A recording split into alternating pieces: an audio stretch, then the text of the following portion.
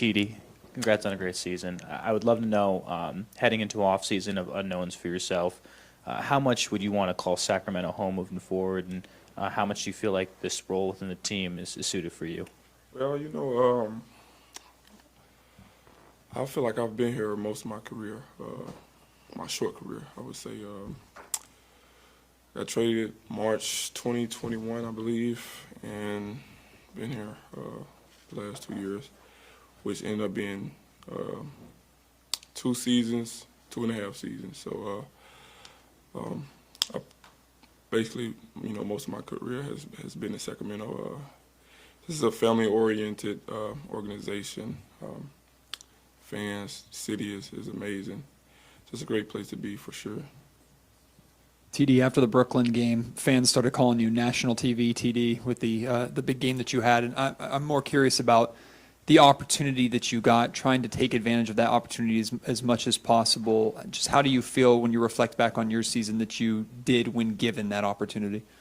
Anytime, when you're a reserve, you kind of want to make sure you're ready at all times. Anytime your name's called, you want to be ready and go out and perform the best you can. And I feel like throughout the year, I kind of done that in certain areas.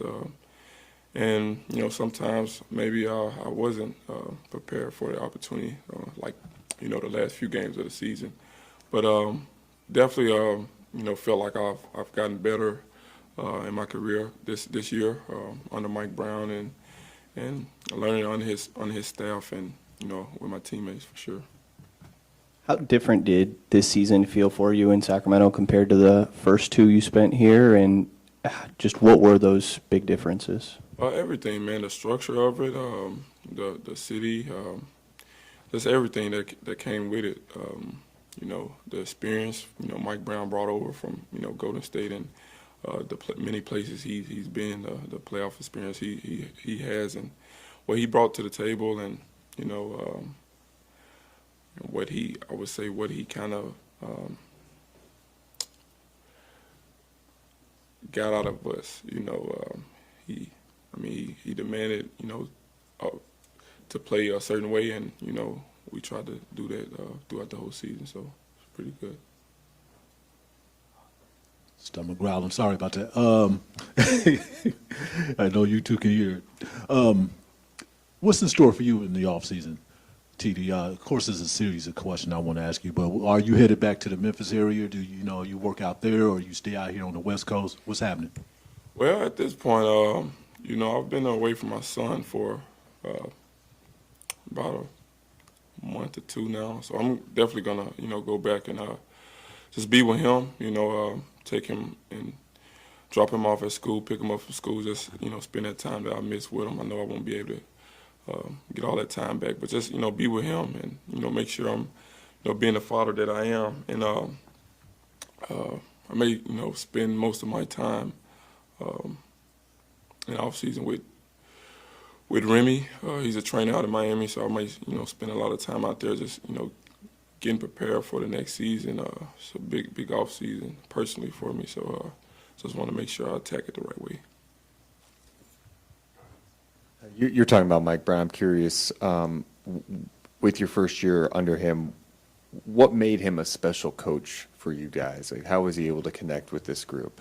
Well, he just kind of demanded greatness. If you wasn't in certain spots, in certain positions, if you didn't do certain things, man, he expected out of you. You either come out of the game or he's gonna let you know. So just about it, man. I feel like I've gotten better, even though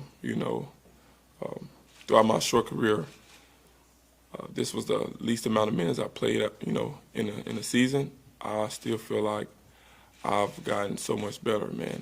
Just by this 1 year underneath him, just learning the game, and there's so much more to learn and things to do, under Mike Brown. So definitely. How TD, how would you say Mike has contributed to the culture change here, and what are the things that you would credit him with for helping to kind of build like the connectivity you guys always talk about? The culture, man. He brought a winning culture over once he stepped on foot up, in Sacramento, and is going to continue to be here. Honestly,